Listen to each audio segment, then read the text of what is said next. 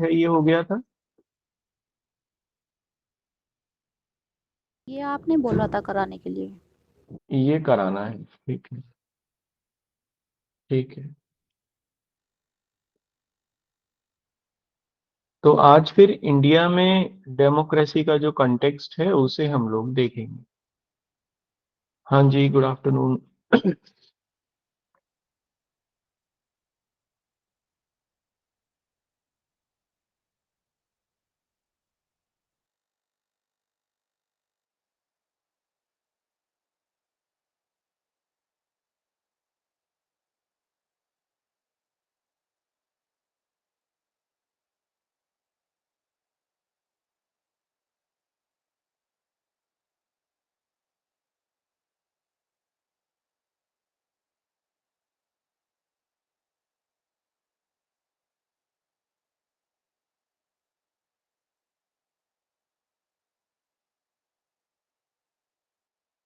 हाँ जी, good afternoon. जी, good afternoon. चलिए शुरू करते हैं। देखो, हम लोगों ने ये उसमें पीछे हम लोग डेमोक्रेसी देख रहे थे। डेमोक्रेसी में हमने एक दो चीजें देख ली हैं। जैसे डेमोक्रेसी की कॉन्सेप्ट कहाँ से आई ये देखा। फिर शायद ये देखा होगा कि कौन कौन से डेमोक्रेसी के टाइप हैं, उनको देख लिया दोनों को। अब हम आगे ये देखते हैं कि इंडिया में डेमोक्रेसी का क्या पर्सपेक्टिव है। ठीक है, तो इसके बारे में पहले थोड़ा समझते हैं, फिर इसके बारे में लिखते भी हैं। देखो, जब इंडिया में डेमोक्रेसी की कॉन्सेप्ट को लिया गया,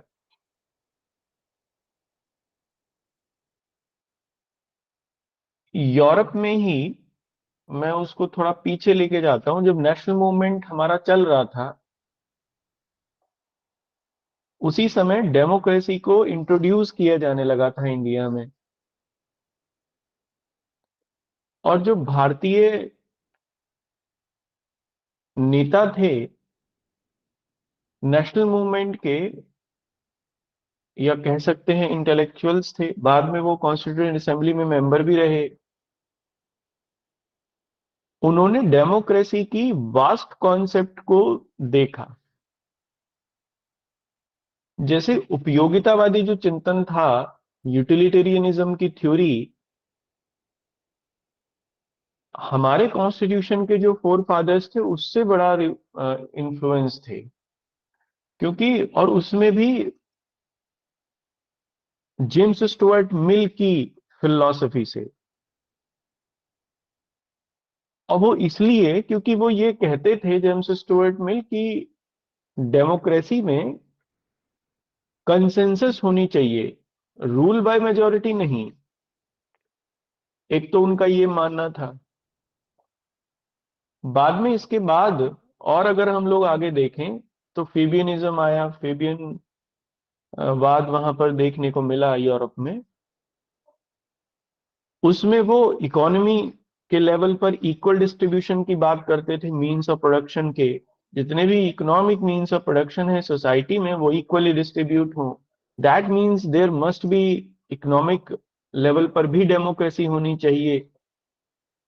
तो जैसे जैसे समाजवादी चिंतन दुनिया में बढ़ा, ये माना जाने लगा कि आर्थिक लोकतंत्र भी उतना ही जरूरी है जितना कि राजनीतिक लोकतंत्र। पॉलिटिकल आप डेमोक्रेसी ले आइए, लोगों को राइट्स दे दीजिए, लेकिन अगर लोगों के पास अपनी दिनचर्या को पूरा करने के संसाधन नहीं है, तो फिर वो लोकतंत्र किसी काम का रहेगा नहीं। इसलिए उन्होंने, लोगों ने इकोनॉमिक डेमोक्रेसी की भी बात की। तो इंडिया इंडिया में जो डेमोक्रेसी है वो इसलिए तीनों टाइप्स की देखने को मिलती है। पॉलिटिकल भी, सोशियो भी, और सोशियो इकोनॉमिक भी, या इकोनॉमिक की भी। इकोनॉमिक इकोनॉमिक डेमोक्रेसी भी उसे हम लोग कह सकते हैं। कैसे कैसे? पॉलिटिकल डेमोक्रेसी की अगर हम लोग बात करें, तो इसमें सब लोगों को पॉलिटिकल प्रोसेस में हिस्सा लेने का बराबर का अधिकार है। राजनीतिक प्रक्रिया में सभी लोग हिस्सा लेते हैं। 61 कॉन्स्टिट्यूशन अमेंडमेंट से 21 से घटाकर 18 वर्ष कर दी गई थी उम्र।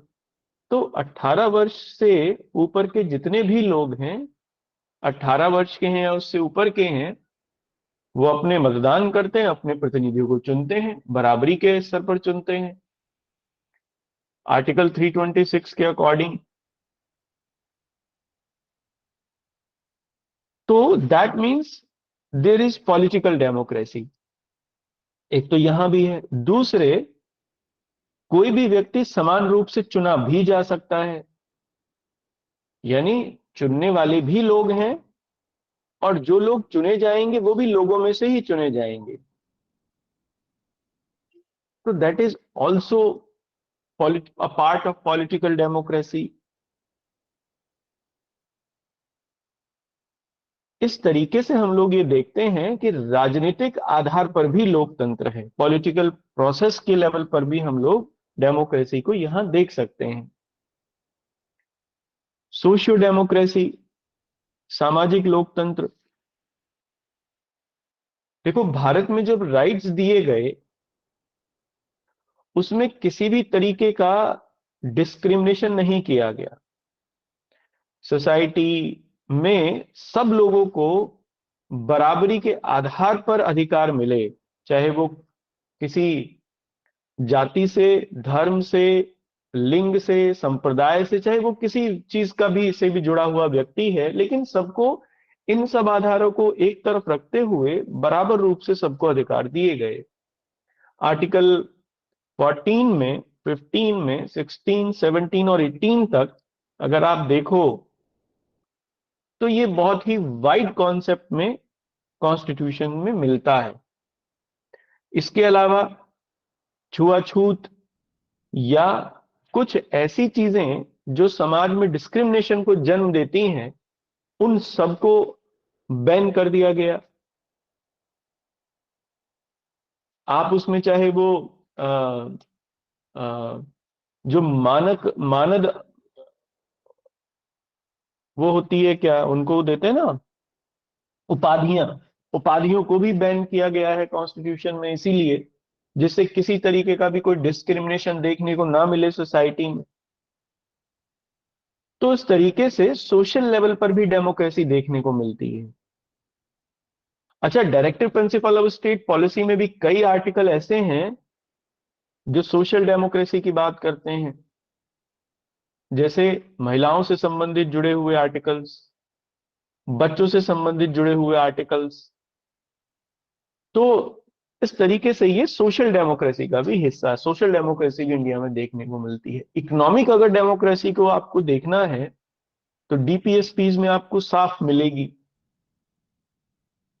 आर्टिकल 39 में साफ कहा गया है, बी और सी में, कि राज्य ऐसा नीतियां बनाएगा, पॉलिसीज को फॉर्म करेगा जिससे सोसाइटी में इक्वल डिस्ट्रीब्यूशन हो जाए मीन्स ऑफ प्रोडक्शन का। तो दैट इज इकोनॉमिक डेमोक्रेसी। इसके साथ साथ हमारे पास लीगल राइट भी है कि कोई व्यवसाय, कोई भी वृत्ति हम लोग अपना सकते हैं अपनी पसंद का, कोई भी बिजनेस कर सकते हैं, ट्रेड कर सकते हैं। तो that is also part of economic democracy, because there is equal distribution of economic resources according to the constitution, and also the policy says there are economic freedom at the individual level who can join any business or any trade. तो economic democracy भी हमारे constitution में हम लोगों को देखने को मिलती है। तो आप इन्हीं बातों को आप लिख लीजिए और बाद में डॉक्टर अंबेडकर के कोट से इसे समाप्त करेंगे। समझ में आया ये चीजें? क्लियर है सबको? लिख लें।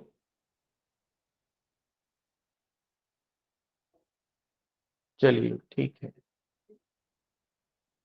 भारत में लोकतंत्र की संकल्पना,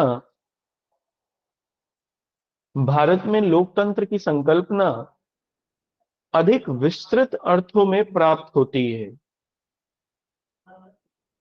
अधिक विस्तृत अर्थों में प्राप्त होती है। In India in India the concept of democracy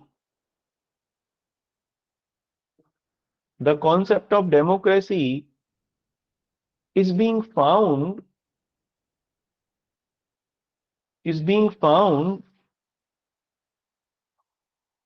in very large perspective in very large perspective। Bharat में लोकतंत्र भारत में लोकतंत्र न केवल राजनीतिक स्तर पर प्रदान किया गया है, या ऐसा लिखना, न केवल राजनीतिक स्तर पर प्राप्त होता है, बल्कि बल्कि वह सामाजिक एवं आर्थिक स्तर पर भी प्राप्त होता है। बल्कि वह सामाजिक एवं आर्थिक स्तर पर भी प्राप्त होता है। In India the democracy not only found the democracy not only found at the political level at the political level but also but also at the socio-economic level too but also at the socio-economic level too। Bharat में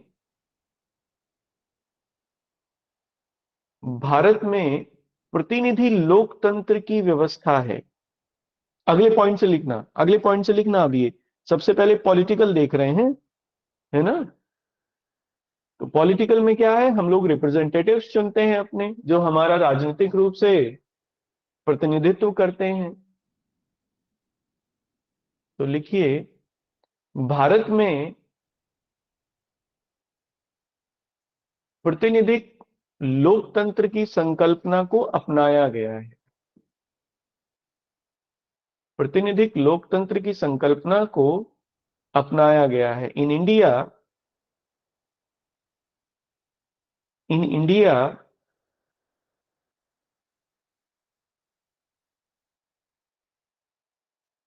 इन India there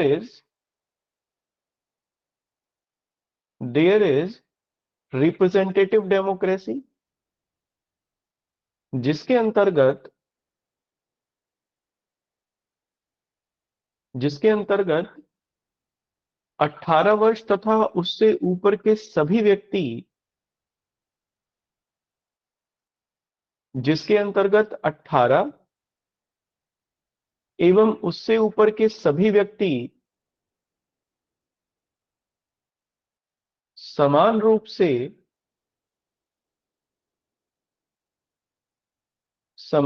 से अपने जनप्रतिनिधियों को चुनते हैं।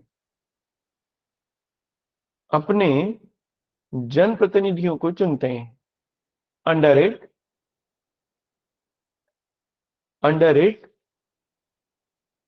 The citizen every citizen age of 18 और more than 18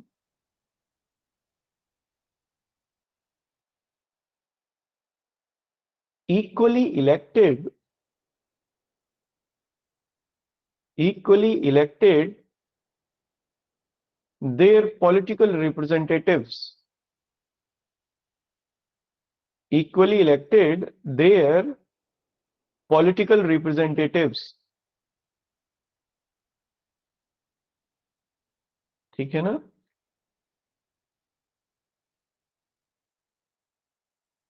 इसमें लिख लेना, इसके आगे ब्रैकेट में अनुच्छेद 326 आर्टिकल 326 में है ये, है ना।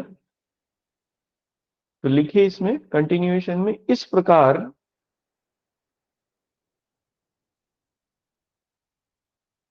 सभी लोग समानता के स्तर पर, समानता के स्तर पर स्वतंत्र रूप से, स्वतंत्र रूप से राजनीतिक प्रक्रिया में भागीदारी करते हैं, राजनीतिक प्रक्रिया में भागीदारी करते हैं। And so all the persons, all the persons equally and freely, equally and freely participate, participate in the political process of the country, in the political process of the country। इसी के साथ, इसी के साथ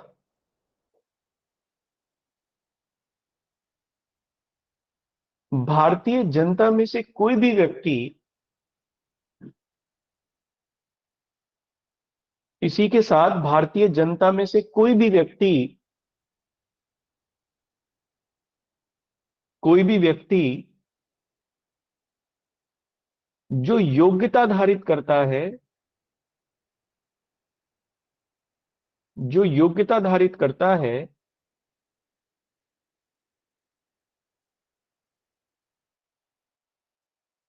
जनप्रतिनिधि के रूप में चुना जा सकता है,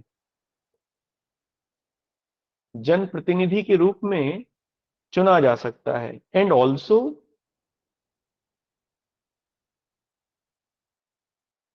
and also any individual from the public, any individual from the public which has eligibility, which has eligibility can be appointed, can be appointed as representative, as representative। इस प्रकार यह भारत में, इस प्रकार यह भारत में राजनीतिक लोकतंत्र के ढांचे को प्रस्तुत करता है, राजनीतिक लोकतंत्र के ढांचे को प्रस्तुत करता है। And so it represents the political structure, it represents the political structure in the country। ठीक है, नेक्स्ट लिखिए अगले अगले पैराग्राफ से।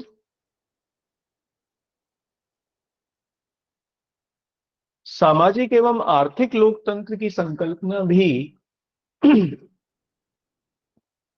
सामाजिक एवं आर्थिक लोकतंत्र की संकल्पना भी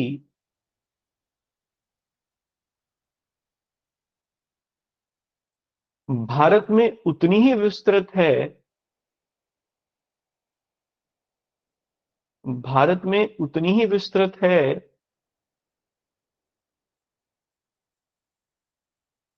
जितनी की राजनीतिक लोकतंत्र की संकल्पना, जितनी की राजनीतिक लोकतंत्र की संकल्पना। इन India the socio economic concept of democracy the socio-economic concept of democracy as much important, या ऐसा लिखना, as much vast as the political democracy, as much vast as the political democracy. Bharat में बिना किसी सामाजिक भेदभाव के, भारत में बिना किसी सामाजिक भेदभाव के समान रूप से लोगों को अधिकार प्रदान किए गए हैं। समान रूप से लोगों को अधिकार प्रदान किए गए हैं। In India, the rights has been given, the rights has been given to every person,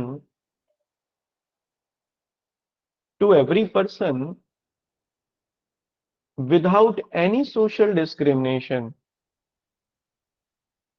without any social discrimination. छुआछूत तथा भेदभाव जैसी, छुआछूत तथा भेदभाव जैसी प्रथाओं को, या प्रथाओं की जगह संकल्पनाएं लिखिए, भेदभाव जैसी संकल्पनाओं को दांडिक घोषित किया गया है, दांडिक घोषित किया गया है। The discriminatory, the concept of discrimination, ऐसा लिखिए, the concept of discrimination and untouchability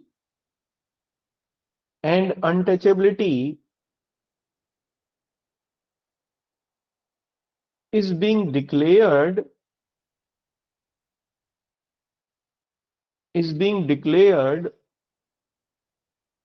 crimes। इस प्रकार समाज के प्रत्येक स्तर पर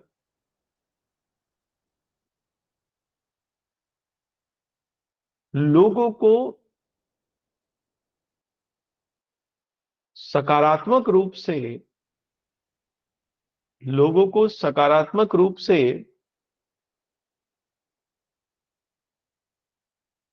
समानता के अधिकार को प्रदान किया गया है, या समानता का अधिकार प्रदान किया गया है। And so every person is being given, every person is being given the right to equality, the right to equality at all levels, at all levels, with positiveness। ठीक है ना? अच्छा, हमारे यहां पर जो राइट टू इक्वालिटी है वो पॉजिटिव है या नेगेटिव है?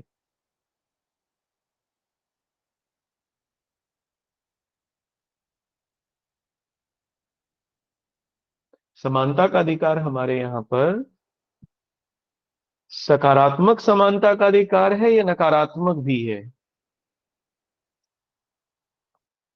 सर दोनों तरह के पॉजिटिव, हैं। सर पॉजिटिव इक्वालिटी है और नेगेटिव इक्वालिटी है, क्या है? Sir both. बोथ है, कैसे?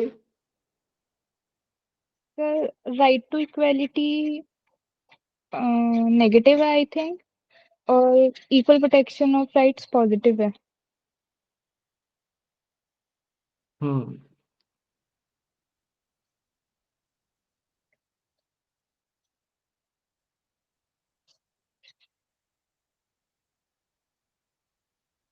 सही है बिल्कुल, दोनों है हमारे यहाँ पर।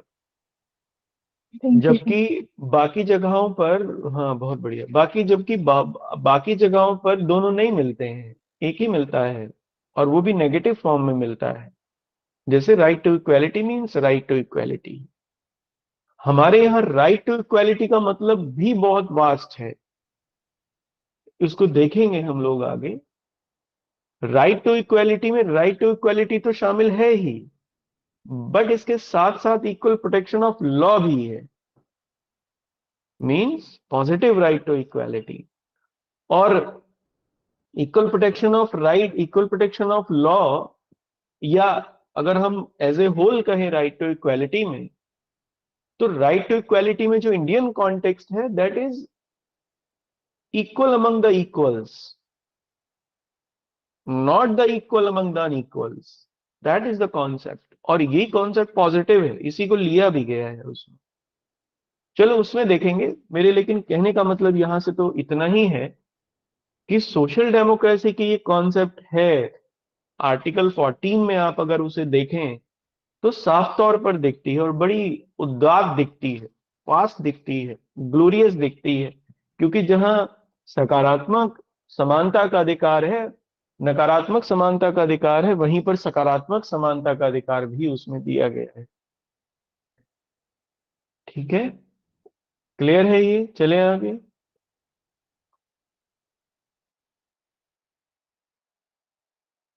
नेक्स्ट देखिए इसमें अगले पॉइंट पर,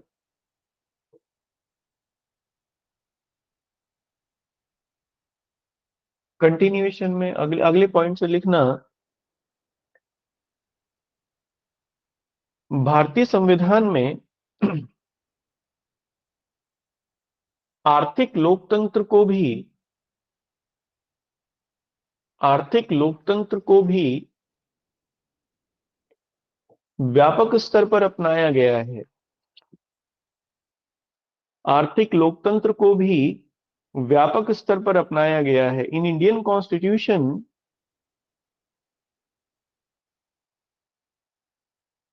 इकोनॉमिक डेमोक्रेसी,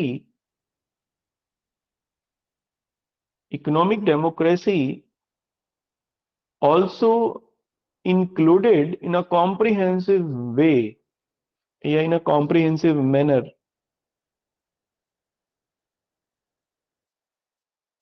नीति निर्देशक तत्व,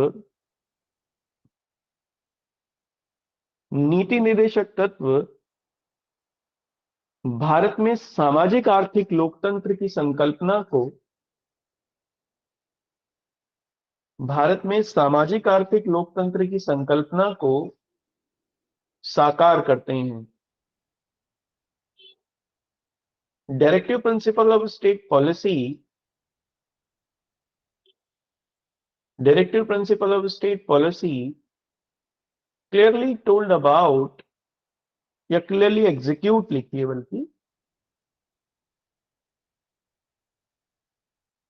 बल्कि एग्जीक्यूट वर्ड भी सही नहीं है, इंप्लीमेंट लिखिए, क्योंकि एग्जीक्यूट तो कोई और करता है। इंप्लीमेंट लिखिए, implement the concept of socio economic democracy, socio economic democracy in India. अनुच्छेद 39, 39, अनुच्छेद 39 इस संबंध में, इस संबंध में व्यापक अवधारणा प्रस्तुत करता है। Article 39 in this context, in this context represent, in this context represent the comprehensive concept, the comprehensive concept। Bharat में नीति निर्देशक तत्वों के अंतर्गत, भारत में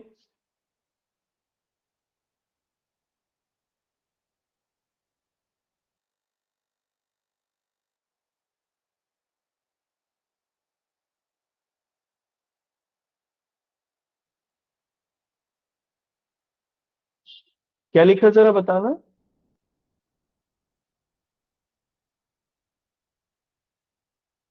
हाँ जी। भारत में डीपीएसपी के अंतर्गत भारत में डीपीएसपीस के अंतर्गत, देखो एकदम दिमाग से निकल गया, चलो याद आएगा।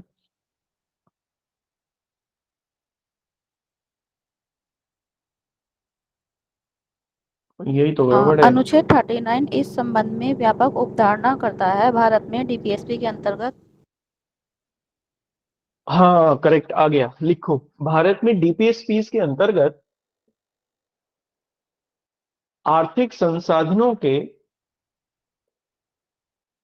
आर्थिक संसाधनों के समान रूप से वितरण की व्यवस्था की गई है। आर्थिक संसाधनों के समान रूप से वितरण की व्यवस्था की गई है। In DPSPs in DPSPs there is in DPSP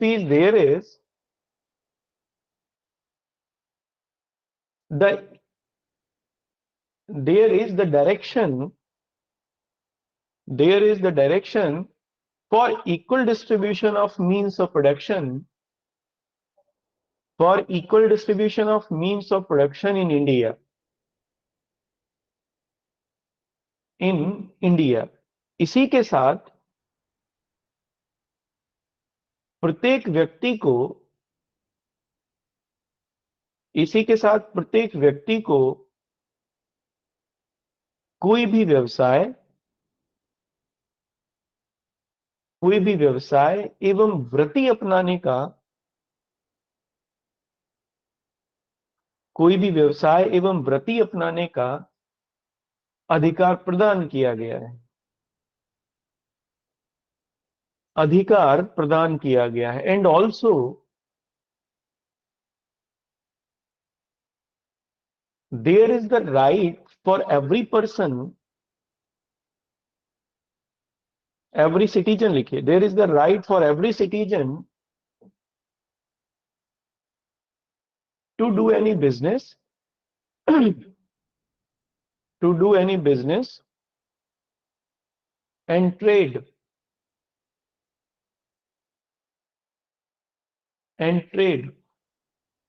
ठीक है, अब अगले पॉइंट से लिखना।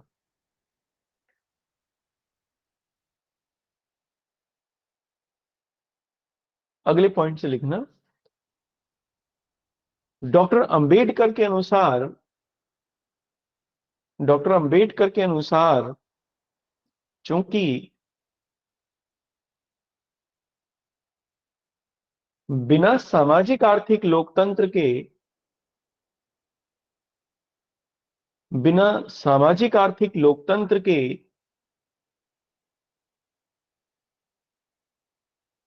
राजनीतिक लोकतंत्र प्राप्त नहीं किया जा सकता। राजनीतिक लोकतंत्र प्राप्त नहीं किया जा सकता। As according to doctor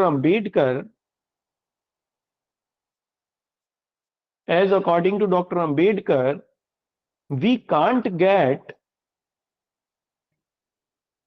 V can't achieve, लिखिए या अचीव लिखिए, we can't achieve political democracy we can't achieve political democracy without getting socio economic democracy. इसलिए इसलिए भारत में समाज आर्थिक लोकतंत्र को भी भारत में समाज आर्थिक लोकतंत्र को भी या सामाजिक आर्थिक लोकतंत्र को भी पर्याप्त महत्वता दी गई है। सो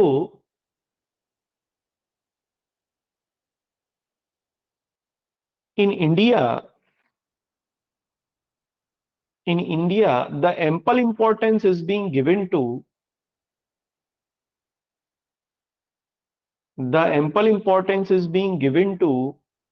socio-economic democracy,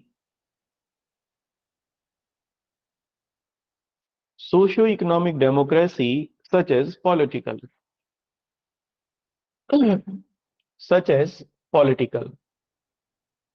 ठीक है ना? अच्छा ये बताओ, तो इसका मतलब ये हुआ कि उद्देशिका का जो लोकतंत्र का दर्शन है हमारे यहाँ पर, हालांकि लोकतंत्र की बात उद्देशिका कर रही है, और उसके बाद वो फिर जब ये बताती है कि शासन व्यवस्था के लक्ष्य क्या होंगे, यानी उसके पॉलिटिकल सिस्टम के गोल क्या होंगे, तो फिर उसमें वो न्याय की कॉन्सेप्ट को रखती है। न्याय कैसे प्राप्त किया जाएगा, तो वो ऊपर कहती है कि लोकतांत्रिक व्यवस्था से, या जो भी ऊपर के ये हमने किए हैं, यानी सरकार के इस तरीके के स्वरूप से उसे प्राप्त करेंगे, by this type of form of government. इसका मतलब ये है कि लोकतंत्र की ये संकल्पना, डेमोक्रेसी की ये कॉन्सेप्ट, पॉलिटिकल सोशियो इकोनॉमिक, सीधे तौर पर जस्टिस से जुड़ी हुई है। इसलिए हमारे यहाँ जो जस्टिस की कॉन्सेप्ट है, आप देखोगे उसमें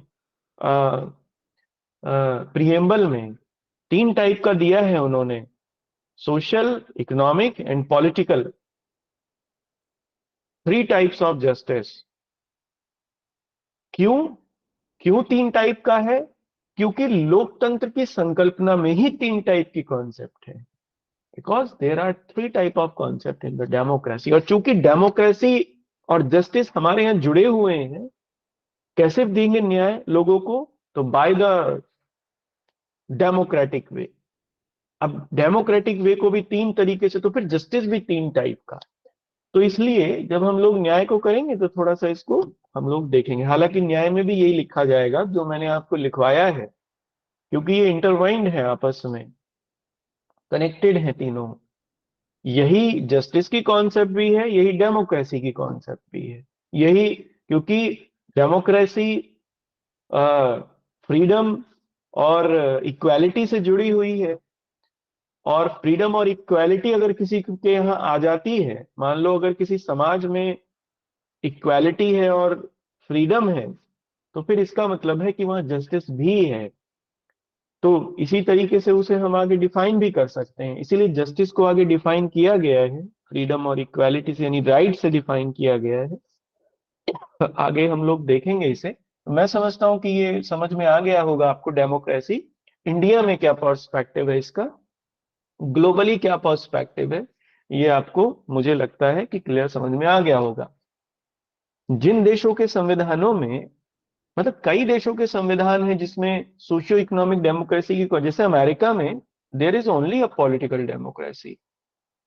अगर आप वहां सोशियो इकोनॉमिक डेमोक्रेसी की बात करो तो ना, क्योंकि वहां मार्केट बेस्ड सिस्टम है ना, क्योंकि वहां बाजार आधारित अर्थव्यवस्था है। वहां सरकार का मतलब ये नहीं है कि उन लोगों को कुछ देगी, इक्वल डिस्ट्रीब्यूशन करेगी, ऐसा वो कुछ नहीं है वहां कॉन्स्टिट्यूशन में, नहीं वहां के पॉलिटिकल प्रोसेस में। हालांकि बाद में जुड़ता चला गया, बाद में जुड़ा है वहां पे, 1945 के बाद जुड़ा, यानी वर्ल्ड वॉर सेकंड के बाद जुड़ा। कीन्स प्लान आया, उन्होंने फिर जॉन मेनार्ड कीन्स की कॉन्सेप्ट को आगे बढ़ाया। हालांकि अमेरिका में भी, लेकिन वहां कॉन्स्टिट्यूशन में नहीं है।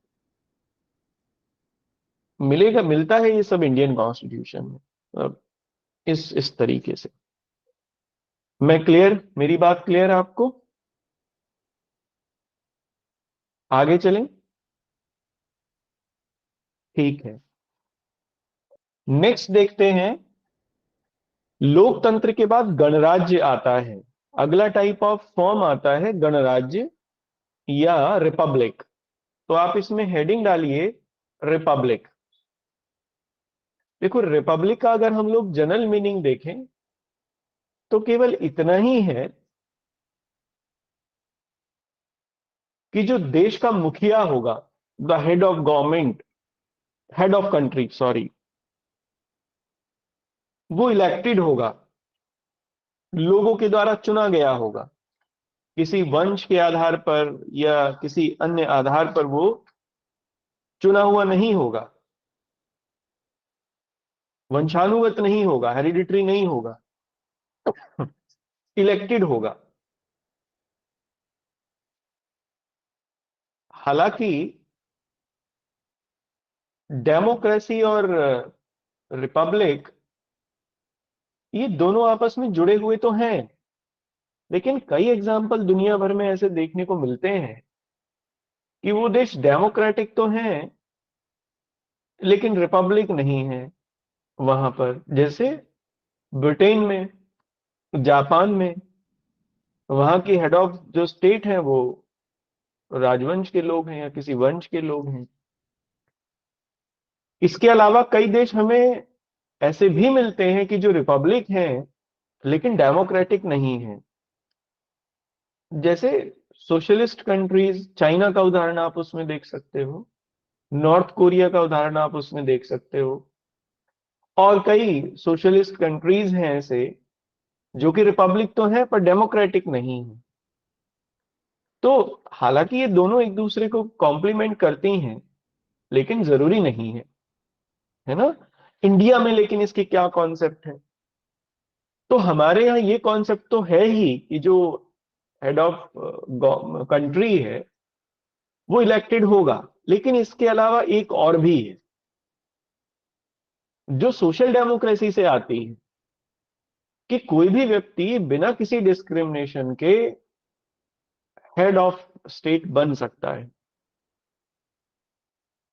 ये दो कॉन्सेप्ट हैं हमारे यहाँ पर इस रिपब्लिक की। ठीक है, दो बातें शामिल हैं। तो आप चाहे तो इसमें लिख लीजिए,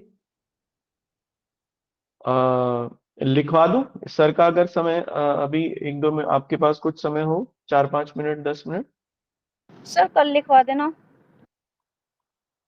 चलिए ठीक है, कल लिखवा देते हैं। समझ में तो आपको, मैं समझता हूं, आ ही गया होगा सबको। क्लियर है ये बात, रिपब्लिक का क्या मतलब है?